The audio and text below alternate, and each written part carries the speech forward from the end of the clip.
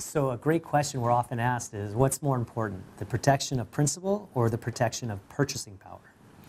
Well, if you're a baby boomer, as far back as you can remember, you've been hearing stories about the Great Depression, the breadlines, and how it was all caused by the stock market.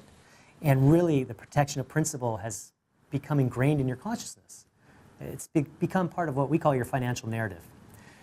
And this is despite the fact that your entire life experience has shown you example after example that it's the threat of purchasing power protection that's your greatest concern. Sure. Consider if your parents had put $1,000 into the S&P 500 for you in 1946. That investment would be worth well over $1 million today. Right? Along the way, plenty ups and downs, including 13 bear markets, nearly one out of every 5 years. Yet during each of those, while your money could have dropped a third, 50%, that initial $1,000 still would have grown to well over $1 million.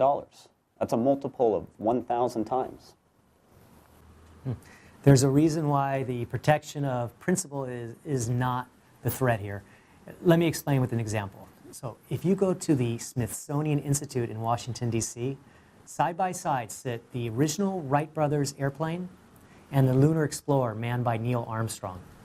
What this demonstrates is that for all our shortcomings, we as people have shown an overwhelming track record of progress, technological advancement, and economic development. The fact is, there's never been a 7-year period since the Great Depression that a diversified portfolio has lost money. So if the protection of principal is a risk easily overcome or really an element that you don't need to worry about, how about purchasing power? Now, people have seen the value of homes increase from 10 to 50 times depending on where they live, or the cost of groceries more than double, triple in their lifetime, and probably on a go-forward basis. So how do we overcome that purchasing power risk? Well, relying on fixed income from bonds typically does not do the trick because it doesn't keep up with inflation, right? It's a financial means that will keep you from achieving what is important to you.